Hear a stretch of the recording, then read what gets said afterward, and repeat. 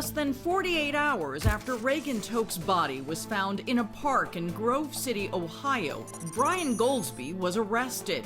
Cops found DNA on a cigarette butt in her car matching his. At that time, we still can't prove that he is the one that killed her, but he was in that car at some point. The registered sex offender was well known to investigators.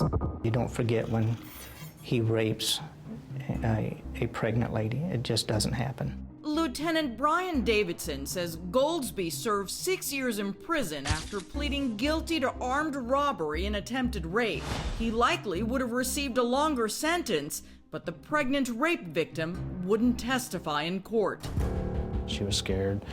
She didn't know what else he would be capable of. Cops now felt he was capable of murder. Goldsby is arrested having only been out of prison for 3 months. He was living in a court-ordered group home. There's a midway point for people who get out of prison to stay that doesn't have anywhere else to go. Detective Rick Fournay interrogated Goldsby following the rape of the pregnant woman. Will you tell me the truth on why you took that money from that lady a few weeks ago? 7 years later, he's sitting directly across the table from the convicted sex offender again. Tell me the truth. Where were you Wednesday? Did he remember you? He did not. Brian, you're not here by accident. You're here because we have a pretty good amount of evidence on what happened. Much of that evidence is in a folder sitting right in front of Goldsby, and it's making him very nervous. What's up with this stuff? I know that y'all was gonna pay for it, but... As we started going, I would give him a little bit of information, and then he would give us a little bit of information. Oh, how did y'all even know to look for me?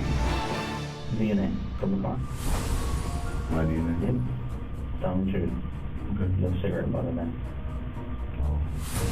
Right away, Brian Goldsby admits he was in Reagan's car the night she was killed.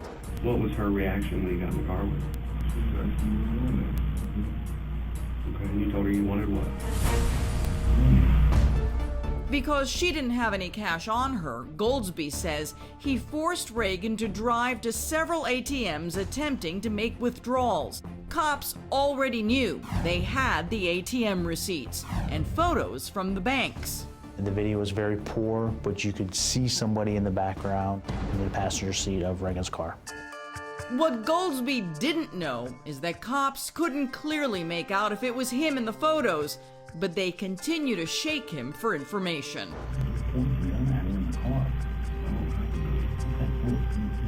What is with that look like? Anything that was at all. How'd you get in her car? Did you? Nothing. I just asked her over the door. She opened the door. No way. No way, man. If he didn't have a gun as he claims, detectives ask what kept Reagan from simply running away. You're not that intimidating. I don't mean to say that to be rude, but this girl had plenty of chances to get the away from you.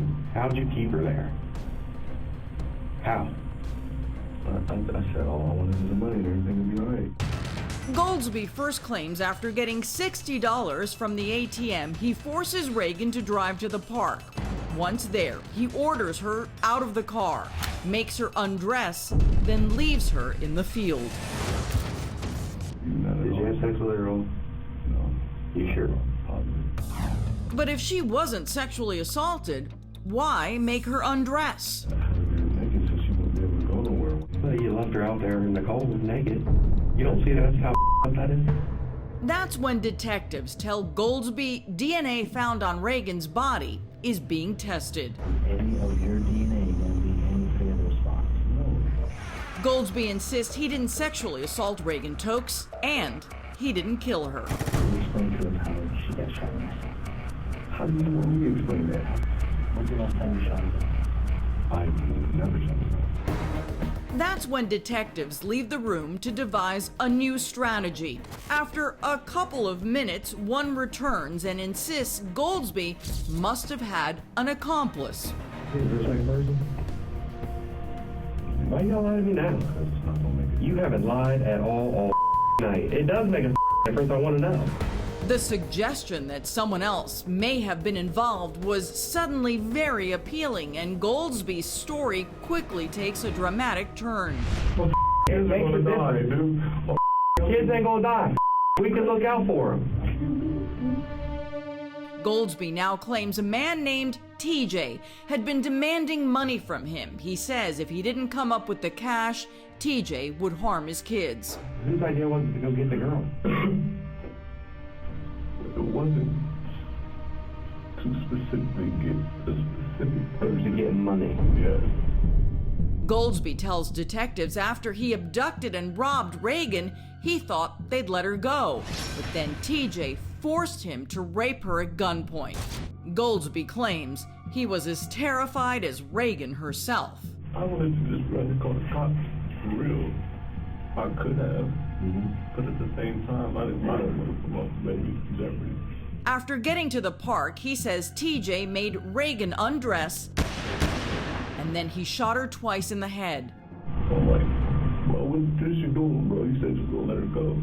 He's like, bro, shut The detective pretends to believe every bit of Goldsby's story, I believe you. You're gonna help me find TJ. but in fact, they already knew he was lying. There was no TJ. There's no TJ. It was all a ruse to get more information out of him, and it worked, because Goldsby thought cops bought his accomplice story. He pointed them right to all the evidence. Where's your clothes at? They're in the alley I have with And her cell phone? silver phone Where you throw it? and some bushes. He even pointed them right to the murder weapon. The gun was inside of a storm sewer. We found 2 spent casings inside another sewer grate. Detectives now had plenty of evidence linking Brian Goldsby to the murder of Reagan Tokes, but they were about to have even more.